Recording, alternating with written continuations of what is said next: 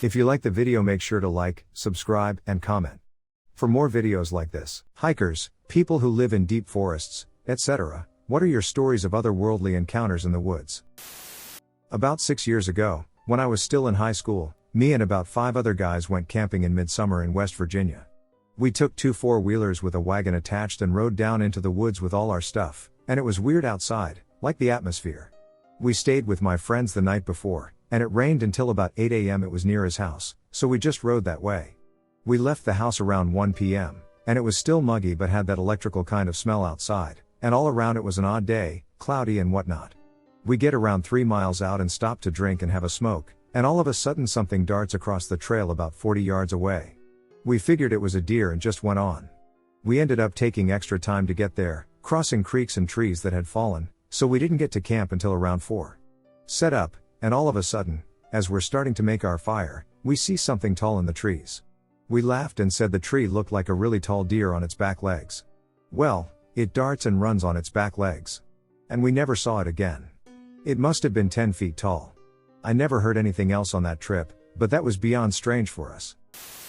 I'm 19 and live in West Yorkshire. I won't say where specifically due to privacy concerns, but I will tell you about the woods. The woods in question are small, less than 2 kilometers deep and about 2 to 3 kilometers wide, going in an east-west direction. To all intents and purposes, they are harmless. Perhaps the odd homeless person makes camp there, but not often. It is also important to note that these woods are, compared to other leisurely stroll along a flat path type woods, quite strenuous. There are 2 hills, an extremely steep one at a steep incline, and the other at a much more reasonable slope. I had played in these woods as a kid and knew them very well, so I should have been comfortable. However, on this day I felt extremely uneasy during the walk through. This walk takes all of 5 minutes and is a nice end to a decent 2-mile walk. On the day in question, however, I could not shake the feeling I was being followed, and when I heard a crack of a twig, I legged it through to the other side. I heard more twigs cracking in quick succession, so I'm certain I was being followed. Why, I don't know, but I refused to go through those woods without my dog with me. Am I being irrational, or do I have a well-founded fear? Every summer I work in a national park just to get a little extra cash for college. So last year I decided to say duck it and solo a 7-ish mile hike up the mountain to get back to my dorm. This is after having a few days off, and instead of being late the next day waiting for a ride, I decided I was game enough to venture into the forest at night.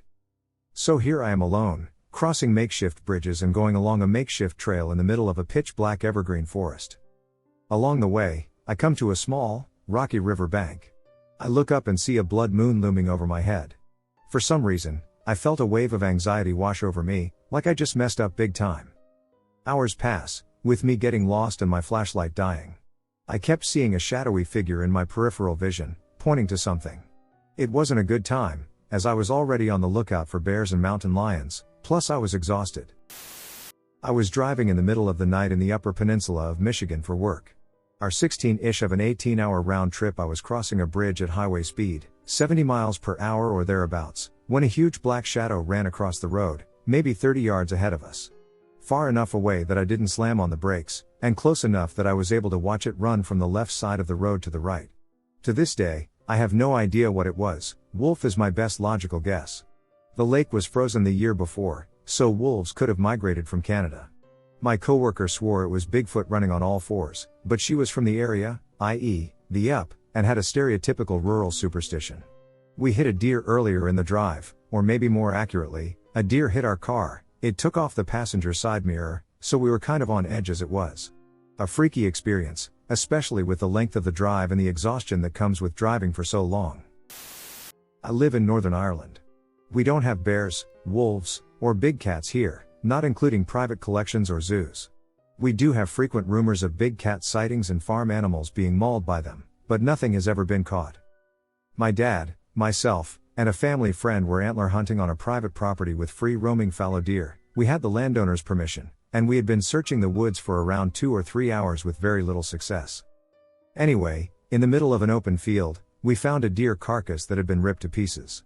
The fur was scattered in a similar fashion to how a cat would pluck its prey, so we got nervous. Later, we wandered into a dense forest, and I found 2 freshly severed rabbit feet. This can be easily chalked up to the raptors, buzzards or birds of prey. But then we found a freshly severed deer leg. It was around that exact time that we also noticed the forest had fallen deathly silent. We did not wait to see what was lurking, we bailed and never went back. I was camping with a friend in an area of British Columbia with grizzly bears, black bears, and cougars. While sitting at the campfire after sunset as it was just getting dark, we heard a sort of grunting or grumbling noise coming from the bushes not far from our campsite.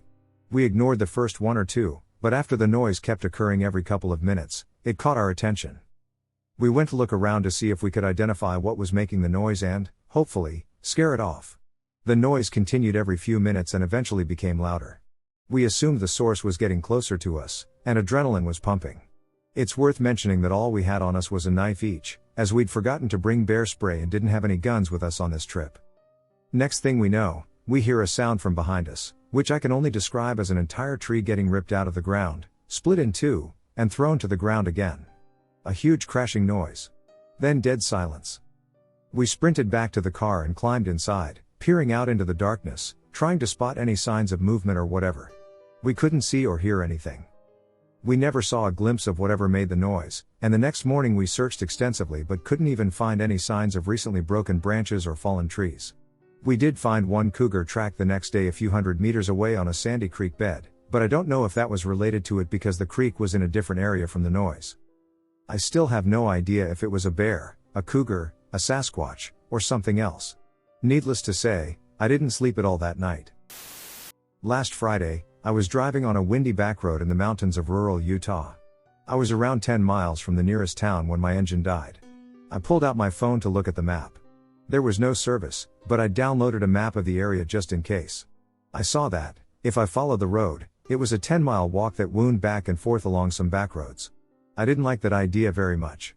I also saw that the town was actually only 2 miles away, as the crow flies.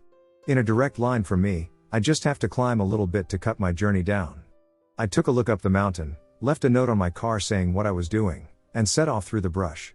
That part of Utah didn't have much underbrush, just some scraggly bushes and the occasional tree clinging to life in the dry soil. I was making good time and soon had to shut off my phone's light to rely on the moon, which was a bright pearl in the sky. When my eyes adjusted, it was almost like walking around in the daytime. The valley extended for dozens of miles to my right, and the weather was only slightly chilly with the wind. That was when I heard a baby's cry, low on the wind. It was far off in the distance to my left, slightly higher up the slope. I paused, listening hard. It came again, unmistakably the pinched, short cry of a newborn infant. I paused for a moment before heading in the direction of the call. There was no one around for miles, and now there's this kid? After a few minutes of walking, I stumbled across what had to have been a 100-year-old cemetery. There were no headstones, just rocks marking the spots where the people must have been buried. I couldn't hear any more crying. I took a short video walking around the cemetery. I put my phone away in my back pocket, listening hard for the kid. I figured it must have been an animal. I thought I'd heard that coyotes could mimic human cries. Then I turned to look at the moon, only now noticing it had been ringed by thick, dark clouds. Almost as if on cue, the clouds rushed forward. Over the course of 5 seconds, the cemetery went from being lit up by moonlight to pitch blackness. The clouds must have been covering every star in the sky as well as the moon. The darkness was complete. I couldn't see my hand in front of my face. It was so black that it seemed almost physical, enveloping and dulling each of my senses. Then the baby cried again from my left, loud and piercing. I jerked, caught my foot on a rock, and fell forward against one of the fences. The baby was shrieking loudly. It couldn't have been more than a few feet away, just on the other side of the fence. I pushed back, sticking my hand into my pocket, feeling for my phone to turn on a light. That's when the dry, papery fingers slid around the back of my throat. Nails dug into the skin, and I thought I heard a high, raspy giggle from behind me just before they began to squeeze. I jerked forward, flipped on my light, and spun around. There was nothing there. I ran away, trying to put as much distance between myself and the cemetery as I could. When I finally reached the town, I put my hand up to my neck and felt the scrapes on my neck. I told myself it was just a tree, but I knew that wasn't true. I managed to get an old mechanic to come help me with my car. On the way back, I asked him a question about a cemetery up in the hills. He stiffened, looked at me, and said, "We don't go up there. We know better." Weird things happen in the Appalachian Mountains. They're old as time itself, And people who have lived there will be the first to tell you that it can be otherworldly, and sometimes you just have to turn a blind eye for your own sanity or just be like, yep, this is just how it is. I grew up in a small town outside of Pisgah National Forest. Lots of waterfalls, great hikes, and beautiful views. It's an amazing place to be, especially in the summer. But what happened to me was in the dead of winter, when I was about 17, so I decided to do my senior project on nature photography. What better place to take some photos than the forest? So I asked my mother if she'd drive me into Pisgah and let me take some pictures as we winded through the woods. It was winter, so the trees were bare and the sky was gray. It was still a fairly pretty day, and I just wanted some pictures of the local flora.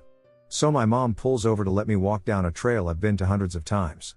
After a short little walk through the woods, you'd end up on the river bank, and the way the bank curved, you could walk along the little stony shore a little ways past the trail. So I'm crouching down to take a picture of a cool old railroad spike that has been sticking out of the earth for years, and all of a sudden I realize there's no noise. Like scarily silent, no birds chirping, no nature sounds, nothing. It's like I didn't even hear the sound of the water flowing. As this is happening, I suddenly realize how visible and vulnerable I am. If you've experienced that primal sort of fear, you know what I mean.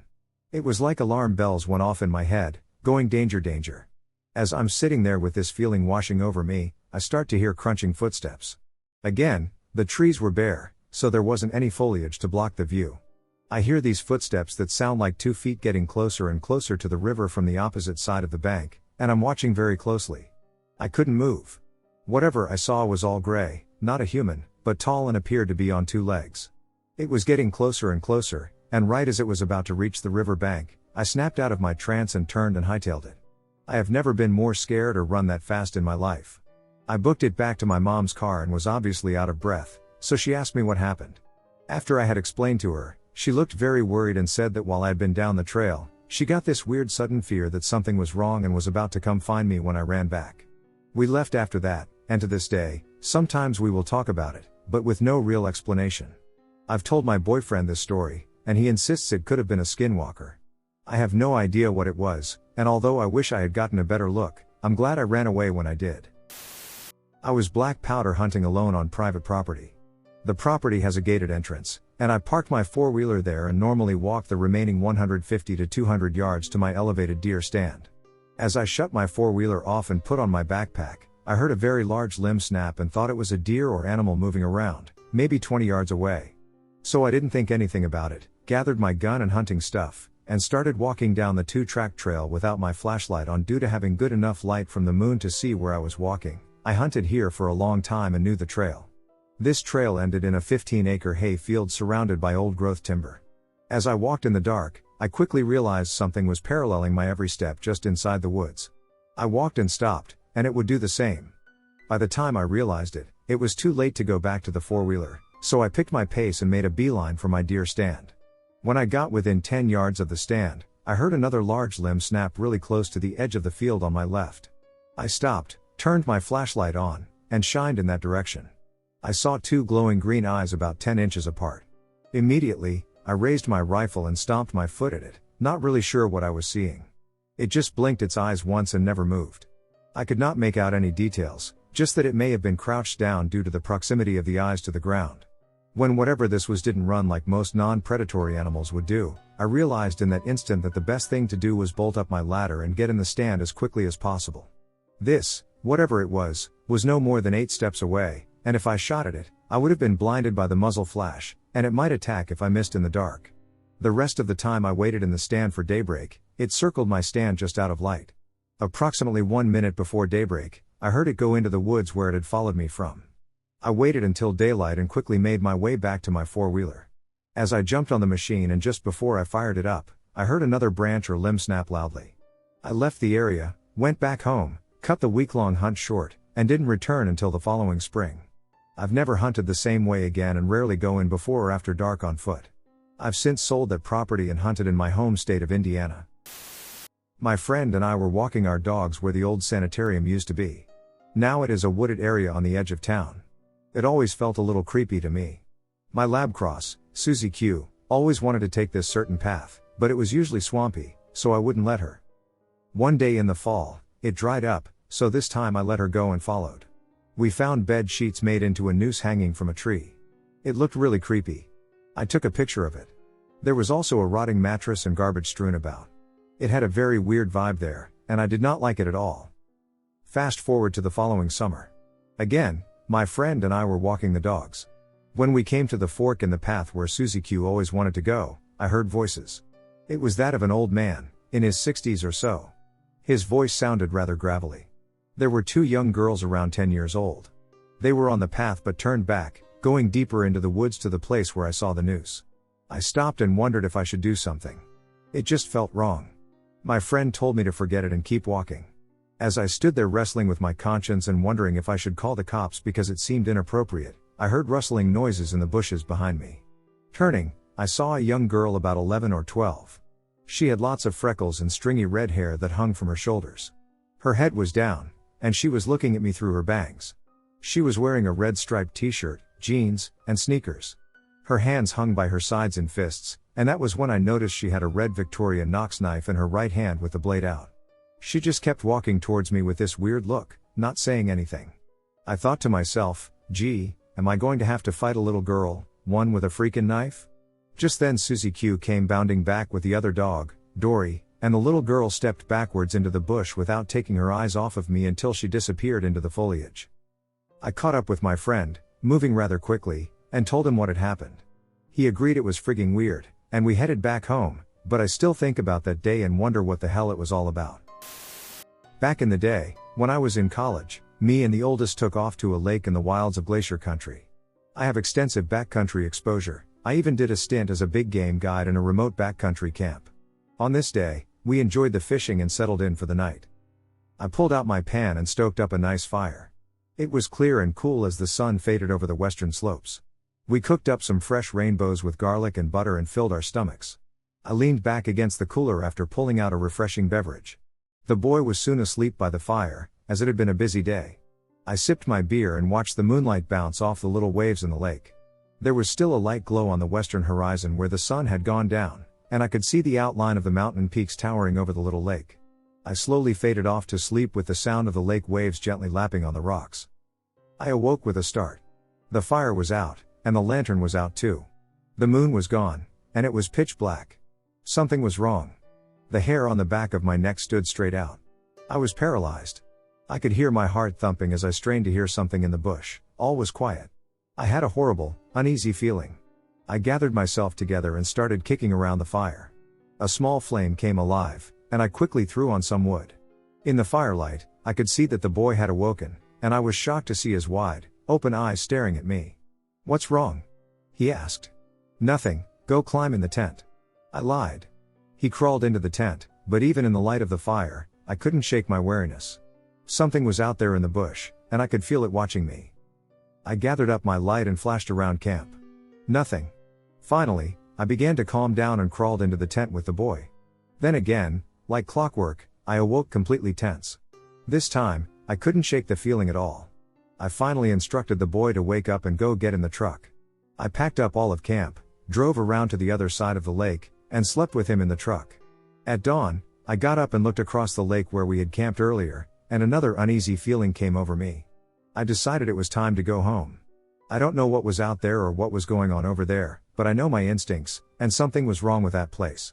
Whatever it was, I will leave it to your imagination. It creeps me out to this day thinking about that night. This is a story from 2 years ago. I decided I was going to go out and try a solo camping trip on a friend's property in northern New Jersey, a huge mistake, as it turned out.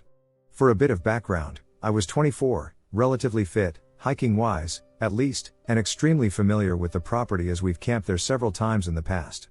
I know for a fact that there were chances to encounter wild dogs, deer, and black bears out there, maybe even a person or two, the rarest of all the woodland critters out where I was.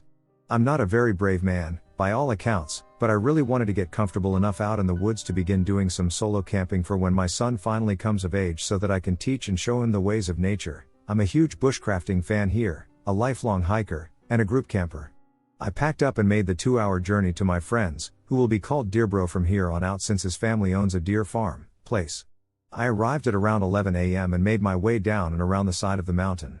There's tons of cool stuff to find here, including lots of old iron mines and tools scattered around the woodlands. The hike was beautiful. It only took an hour or so to get down to the normal campsite. Over the next 7 hours, I just kind of mess around and fix up some of Dear Bro's camp furniture, add my own personal touches, a little bench, a couple bucked up logs for sitting, etc., and test out a few of the knives I had just gotten. Made a fire and made note of a weird knocking noise from across the valley. It sounded like it was pretty far away, and it kind of sounded like an axe hitting hardwood. Very rhythmic, so I assumed a neighbor was doing some forest clearing and went about my business. In the last hour before dusk, this knocking noise just kept creeping closer, until just before it got dark. It was right at the bottom of the valley, which I could clearly see. I looked for a source and found nothing. Who cares, they aren't next to me, I guess. The knocking noise continued to get closer, first about 500 yards from camp, then 300, 200, etc. until it was finally dark and the knocking noise was no more than 20 yards from my camp behind a massive fallen maple. Cue me freaking out like a small child, calling a ride from Dear Bro into camp, and shouting quite loudly that I was armed. Dear Bro lent me a firearm in case of bear aggression. Knocking noise stops, and I go to lay down and wait for my ride, probably about 20 minutes out because FML, I guess. The knocking noise starts again right behind my tarp. Nope, get out of there, leave all my gear, and start hiking up the trail to the deer gate. The knocking noise follows me until I get into the deer pen, stops, and I don't hear it again for the rest of the waiting period. In college, a group of friends and I decided to hike a section of the starting in the Smokies and going north into Virginia, for 15 days in early summer. On our second or third night in the Smokies, we were all exhausted but in good spirits. The whiskey was flowing, and the joints were passed around. I called it a night fairly early, and my tentmate did so as well. About 2 to 3 hours after falling asleep, I'm suddenly woken up from a very deep sleep by my buddy, who's shaking my shoulder and frantically whispering for me to get up. When I finally got up and got my bearings, I asked him what was wrong, and he whispered at me to shut up and listen. About 30 seconds later, I hear a noise that still sends chills down my spine 10 years later. I can best describe it as sounding like a loud vibration in the distance, almost like a loud drum being banged on rhythmically with some type of indecipherable chant following it. It seemed like the drum-like noise and chanting were done in perfect unison, like whoever or whatever the duck was doing it had practiced religiously. It would come and go at like 2 to 3 minute intervals. Most unnervingly, at each interval, I swear to God it got louder and closer. Towards the end of our experience hearing this, it sounded like it was only 30 to 40 feet away. We stayed up and listened for basically the rest of the night, both of us too afraid to leave the tent or do any investigating. It eventually completely stopped, and everything returned to normal around 4:30 a.m. We realized we had literally been frozen in place for around 5 to 6 hours, totally transfixed and somewhat mesmerized by the chanting and overall experience. The following morning at daylight, me and my buddy woke everyone else up and told them we needed to get out of that area and keep moving. The really bizarre part was that the 4 other guys that were with us claimed to not hear a peep all night, and they each had a great night's sleep. They, of course, didn't believe us and assumed the whiskey and potent pot, combined with overactive imaginations, were the culprits. I still keep in touch with my buddy on a fairly regular basis, not so much with the other guys, and to this day, almost 10 years later, one of us inevitably brings that night up, and we discuss the possibilities of what we heard. It was most definitely supernatural in nature, and it scared me to my absolute core. So I live by a small patch of wooded area that has residential areas on both sides and isn't big at all, but I still like to walk there and just sit in nature. One day I was walking my dog there, which I've done before with no issue, and then out of the blue he started growling, whining, and barking. He was refusing to walk and was trying to leave. Mind you, this is a small dog, a lap dog, but he is rarely scared of anything or anyone. I try to calm him down, and then I smell the most rotten, disgusting smell I have ever smelled in my life. It was like a corpse had been rotting in sewage for a year. I looked around to see if I had stepped on something or anything like that. I hear this creaking sound, like something heavy swinging from a rope on an old tree branch, and look up to see what looked like a black mass in the trees, just swinging back and forth. I felt like it was watching me, and my dog was having none of it, so I grabbed him and left in a hurry. A few days later, I went back, and it was gone. I loved Seattle, with its hip, original hippie neighborhoods and the perma-carnival atmosphere of Pike Place Market. The bridge troll was a highlight. Gotta love a city that sees a bridge and goes, you know what this needs? A giant concrete troll. Getting out of Seattle, however, was a total nightmare. Restricted to back roads by a motor that was capped at 40 miles an hour, I must have gotten lost a dozen times despite all the help I received from baffled gas station attendants. So I was behind schedule when it came to finding my campsite. Some miles south and a little east of the city, there's a free campground. It's most often used by horse riders, and boy, can you smell it. That's actually what guided me in the last few miles. There's a gravel road off of a service road, and then a few crooked unpaved paths off of that. The trail markers were all bent, broken, or faded. In the end, I had to follow my nose. I set up my junior scout tent in the fading twilight. Mine was the only one there. I had the place all to myself. After a quick meal of apples pilfered from a previous campground, I did my usual travel log spiel to my video camera by lantern light before turning in. I'm not sure how long I slept. I know I checked the time, but I'll be damned if I can recall what it was.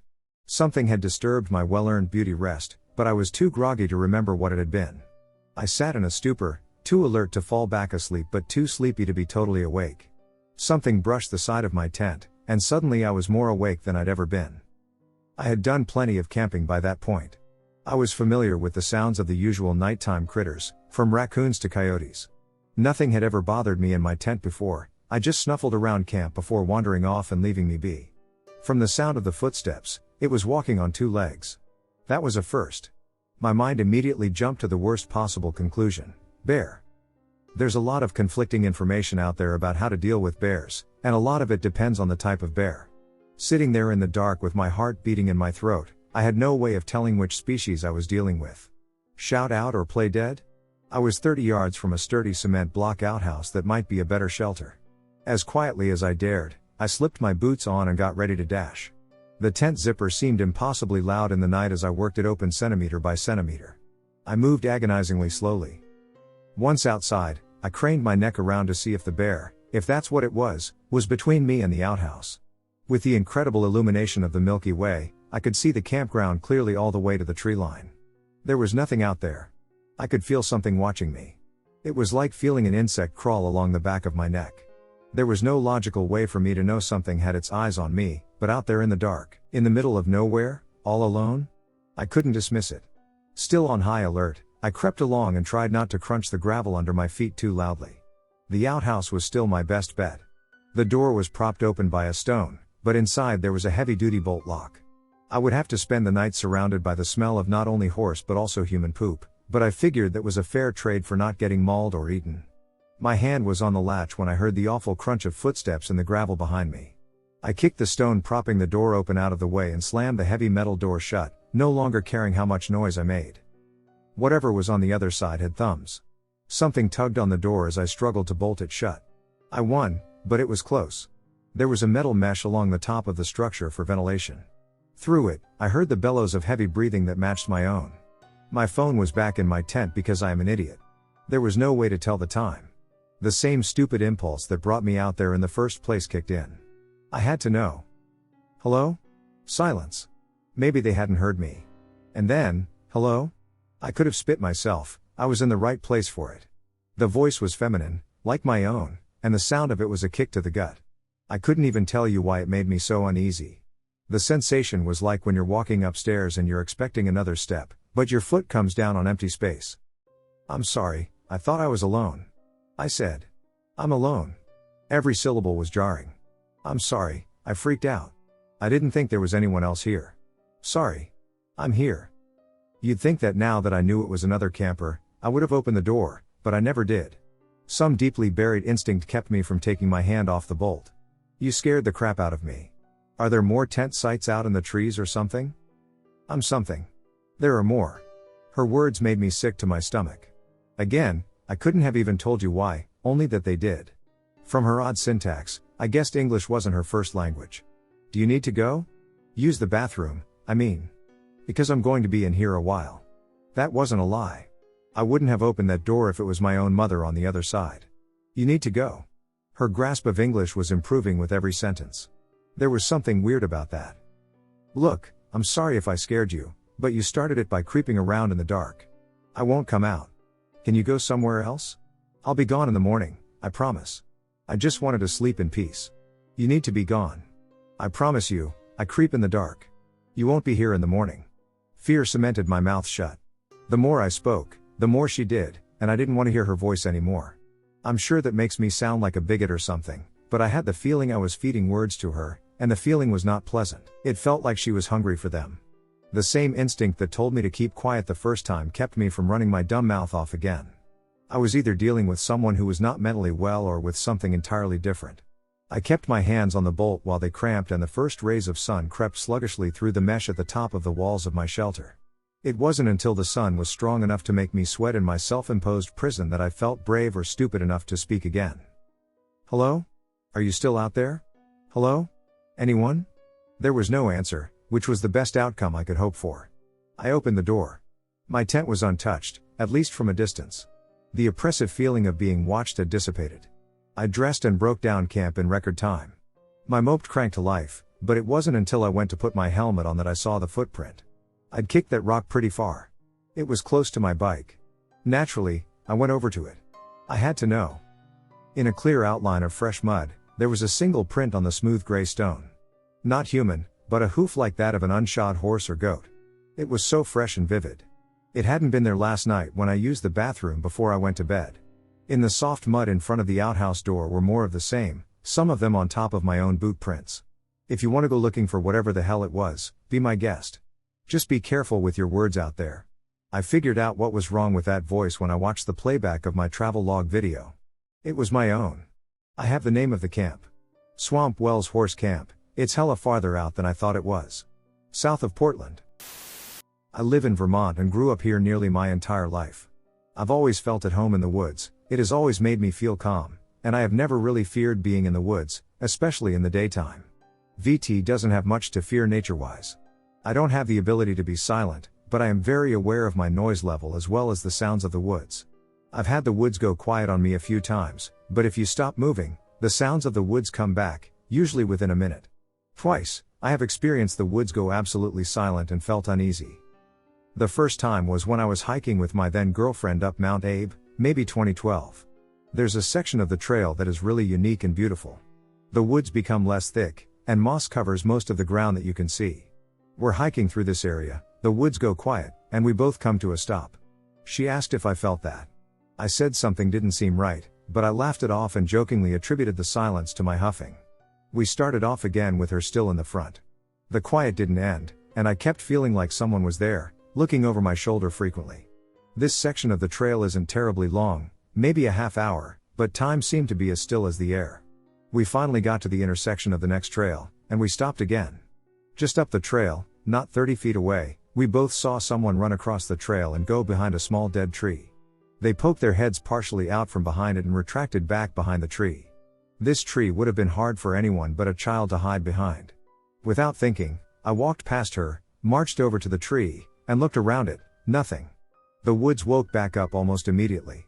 I walked back to her and discussed the whole thing. We both felt like this section of the path seemed to take way longer than it should have. We both noticed how uneasy the silence felt, almost like we were not alone. We both saw someone run behind the tree and peer around. We didn't know what to think, so we tried to laugh it off and hooked the rest of the way to the peak. We ate, chilled for a bit at the top, and went back the way we came without anything happening.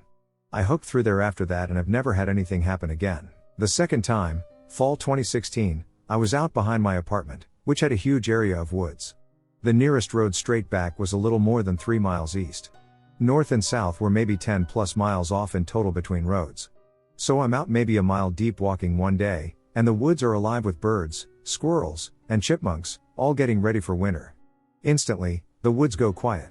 I stop to let it wake up, thinking it was me rustling the leaves and down twigs. I hear something slowly walking and stopping somewhere behind me. I look around for nothing, the woods stay quiet. I walk a little further, stop again, and once again, something is walking, stopping, but still not visible. I did this a few more times with the same results. I begin to get concerned and cut north to make my way down a ravine and back west. I get out of the ravine and stop once again.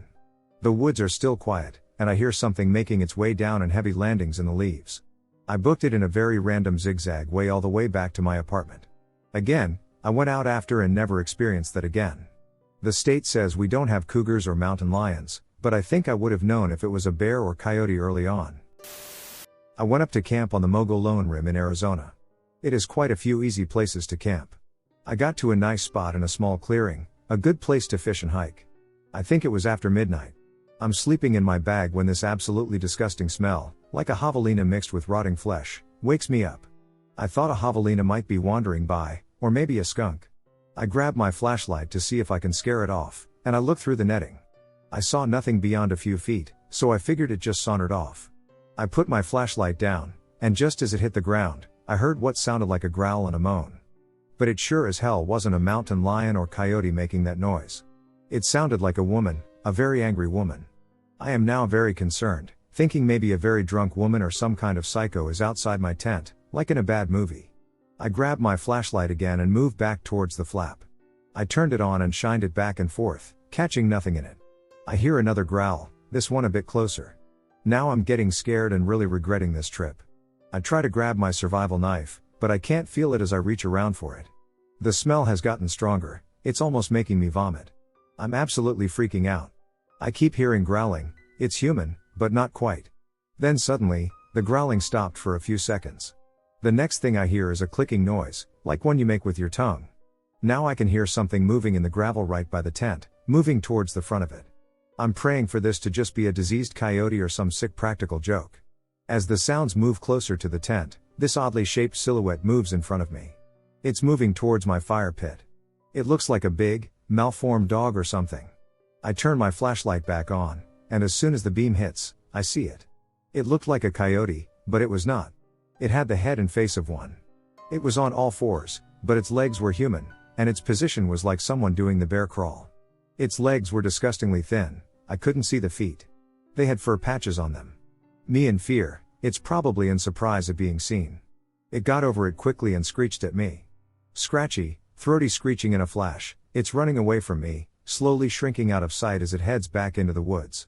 I think I sat there, not moving, for a half hour before I was sure it wasn't coming back. I just held my survival knife and laid on my bag, listening for anything. I got the duck out of there as soon as the sunlight hit. This took place last year, at the beginning of summer. I was with my mom, headed down to my Nana's farm to visit for the weekend. For some context, she lives on a farm way back in the country, right at the foot of a mountain in rural South Carolina. It's a very rural, secluded area, so the roads are badly maintained and barely wide enough for two cars to pass one another. The houses are also spread out and set far back into the tree line from the road, so there's very little ambient light besides the headlights of a car. So my mom and I are driving along, her in the driver's seat and me in the passenger seat. It was around 11 p.m., and we were 15 minutes out from Nana's, deep in the woods, with the radio down almost to silent. We come onto this straight stretch of road in a heavily wooded area, and suddenly this blur of a creature darts out across the road, right at the edge of our headlights. It was moving pretty well, but both me and my mom were able to get a good look at it, and we both agreed on what we saw. It was a fairly large creature, roughly the size of a person or bigger. Neither of us could make out the head, but we both remember it appearing to have a segmented body, my mom's words, as if it were emaciated and its ribcage was poking out. The reflection of light made it hard for me to tell color, but my mom said she remembered it being dark and that she didn't see ear or hair. It had long limbs, and as it moved across the road, it didn't run the way a dog or horse would, with all four legs. The best word to describe it would be loping, using its front limbs to pull itself along, and it was moving considerably fast. We both said something along the lines of "What the hell is that?" as it crossed in front of us. As we got up to where it had crossed, I turned to look at it just as it reached the other side of the road and out of our headlights. And I swear on my life that it stood up and ran. Not like a dog rearing on its hind legs, it was definitely bipedal. I immediately yelled that it had stood up, and we both started getting nervous. I honestly would have thought I was going insane had I not had another person in the car with me. My mom has always been a pretty level-headed person and not superstitious, but she was very nervous and made me agree not to tell my Nana about it to avoid scaring her, which made me recognize how serious this was. I should also mention that there had apparently been a series of attacks on livestock and horses in the area around the time this happened. People were saying they found wire fences ripped through and their animals attacked. I don't think any died, but if I remember correctly, there were a few horses that were severely wounded. There have been a few other strange instances in the area, but that was my personal experience. In the fall of 1998, I went to Somerset, Vermont, to go camping along the Somerset River. A forest road runs up to an airfield with free dispersed campsites. It was first come, first served, and in the summertime, it would be packed with kids partying and living their best lives. Still, my girlfriend and I planned this trip in the fall because the fall leaves in Vermont are something special to see, and we knew the campground would be empty in the middle of the work week during the off-season. I set up our tent, and we walked around the woods, down to the river, and just enjoyed the season's natural beauty. We lay in the tent, talking as the sun went down, and drifted off to sleep. Sometime in the night, I woke up to two voices outside the tent. It sounded like two men whispering to each other, but it wasn't in English. I couldn't distinguish what they were saying but distinctly heard two male voices. Suddenly there was a long, low whistle from off in the distance, and I heard one of the men make a click sound in acknowledgement. Everything was quiet after that. I waited until sunrise, went outside the tent, and looked around. I didn't see anyone. My heart was pounding in my chest, and I was wide awake. I woke my girlfriend up, and we left. I still wonder where those guys came from and why they used whistling and clicking sounds to communicate. The Somerset campground is far off the beaten path, and I didn't hear or see any signs of a vehicle. Rural Vermont has a lot of strange legends and folklore. Years after this happened, I learned about the Bennington Triangle and the disappearances of people in the 1950s. I left the state and joined the Army a few months later. I've only been back to Vermont a few times since then, but I've never camped there again. I lived in North Carolina about 5 years ago, and I sought out two local legends. The Devil's Tramping Grounds, a big circle in the forest where nothing grows, is where they say the devil comes up at night and walks the circle thinking about evil things, hence why nothing grows there. Apparently, if you try to stay the night in the circle, you'll wake up outside it with no recollection of leaving the circle. It wasn't as awesome as I thought it would be. It was basically just a litter-ridden campground area. Not even a campground, that's just what it resembled. Not too far off the road in a small forest, not too far in. Nothing special. Brown mountain lights, spook lights, orbs, whatever you want to call them. Orbs are some of my favorite unexplained phenomena, so I went to check them out. It took me 3 trips up there before I finally saw them, but it was exactly what I was hoping for, and the general area was gorgeous, so overall, I was super happy with my trips out there. My brother once started screaming.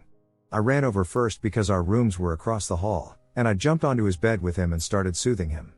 My parents followed closely behind and stopped, asking what happened. He said he saw a blue light, something super bright and blue, that lit up his whole room. My dad immediately ran outside, fearing an intruder, with a blue flashlight, I guess. Or a car with blue lights? But there was no one there, no cars. We lived in a wooded area, and our neighbors were pretty far away. He went to our closest neighbor and asked if they saw anything. They said no. We locked all the doors and windows and didn't call the police. My brother slept in my room that night. From then on, until we moved, my brother needed to sleep in my room most nights, or when he went to sleep in his room, he would come to my room halfway through the night. He refused to use the bathroom alone, and he generally never wanted to be alone again. When we moved, my parents let us share a room again. We got bunk beds, and things were cool. But he stopped being so scared over time, and I asked him once, and he said that after that night, he would see the blue light almost every night. When we moved, it stopped. Creepy, I have no idea what happened. I don't think I believe in aliens, but I think my brother probably does. He saw other weird things as a kid that stopped over time, and I always saw weird things as a kid too. I figured we have crazy little minds, it makes sense, siblings seeing weird things. Sign of some mental illness that might run in the family. But hell, ever since then, when my parents moved, I'd tell them no creepy woods.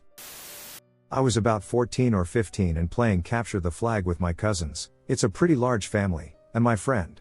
We're playing at my grandparents' house, which has cow fields on 3 sides and woods on the last. It's not deep enough to get lost, but big and overgrown enough to not want to be there at night. Anyway, I'm trying to find the flag when I hear whistling from the woods. It sounds kind of like the Disney Robin Hood song "Oh Dee Lolly," but faster, lower pitched, and with a lot more notes. Out of my family, only me, my little brother, and my friend can whistle, and only my friend can maybe whistle like that. So I wander off into the woods, thinking my friend is there, and stop in front of an old boar tree. The whistling sounded like it was coming out of the tree, so I figured my friend had climbed the tree. I was about to climb up to find him when I saw him walking outside the tree line. I freaked out, got out of there, and ran to him.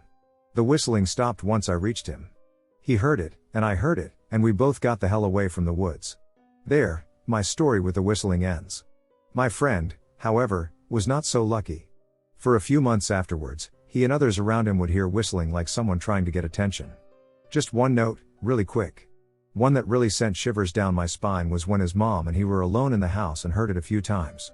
His mom called the police about a possible intruder. They came, cleared the house, found nothing, but heard the whistle a few times themselves. As far as I know, It stopped after a few months, but I am still creeped out by that tree. A long time ago, a few friends and I decided to go camping. We lived in a really rural area, so we just picked a random stretch of woods that wasn't around someone's house. We're talking really rural, cornfields on both sides a few miles apart, and then nothing but uninterrupted empty forest until you hit the next road, which was a good distance off. We hiked about 3 miles before we made camp. Later on in the middle of the night, we got freaked out and decided that camping in a random forest wasn't a good idea, so we hiked probably 5 miles back to the road because we somehow got into one of the cornfields, and those absolutely stink. Miles of rows you can't see the end of, not being able to see your friends to your left or your right through the stalks, that's pretty unsettling. Not to mention that the reason we decided to go back to the car in the first place was because we heard random rustling around us the whole night that followed us until the last 20 feet before the road. The next day, we went back to get all our stuff.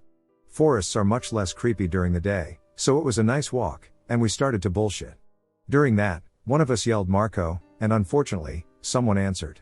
Like I said, it's much less creepy in the daytime. Feeling pretty comfortable, we kept playing and tried to find the presumably hunter or hiker who was bullshitting with us. Eventually, the answers stopped, but we knew what direction they were going, so we kept heading that way. Finally, we reached an old, mostly crumpled barbed wire fence surrounding the foundation of a house that used to be there. This was not uncommon in the forests where I grew up. There were lots of houses that had been built and then neglected when their owners sold their land to farmers and moved away. But the fact that playing Marco Polo with an apparently disembodied voice had led us here was pretty unsettling. Our tent is still in that forest, and we can keep it. I grew up in the Midwest of the US. When I was a senior in high school, I was out for a hike at a local trail in the National Forest. This was a good 20 miles from town, way out in the sticks. It's a box canyon, so you start at the rim and hike down into the canyon. It was autumn and late afternoon when I pulled into the empty parking area, but there was plenty of light. By the time I got to the bottom of the canyon, the sun was getting pretty low. I was down in the canyon and got that feeling that something wasn't right. I started looking behind me as I walked, every few steps. I just couldn't shake this feeling. Finally, on one of these backward glances, I spotted a man peeking out from behind a tree, not far at all, maybe 100 feet. It was the weirdest thing to catch a guy watching me. He knew I'd seen him and stepped out, saying, "Sorry, I didn't want to scare you." He was an adult man, and I was a scrawny 17-year-old kid. We were on the trail in a public park, there was no reason to hide. I wouldn't have been surprised or alarmed to see another hiker there, unless they were acting like a ducking weirdo. I mumbled something about getting back to my car and started to head back towards the parking area, leaving him standing there.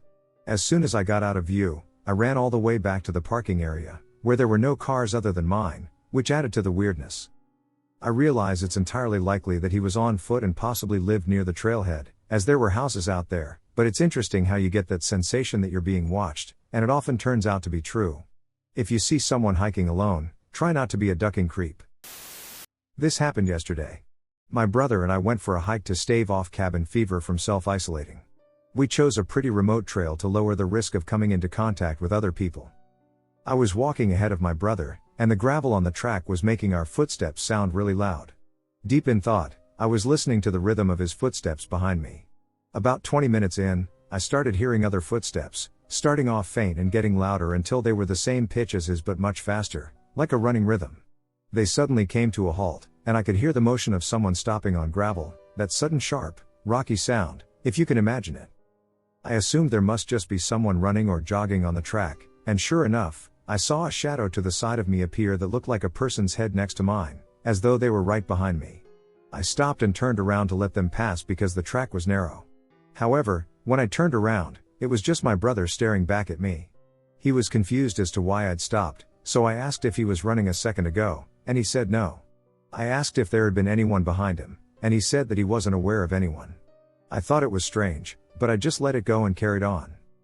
About 5 minutes later, we came around a corner, and there was this smell of just pure death, like a really strong off-meat smell. We figured it was a dead animal and kept going. We reached the hike lookout about 20 minutes later, chilled out for a bit, then headed back.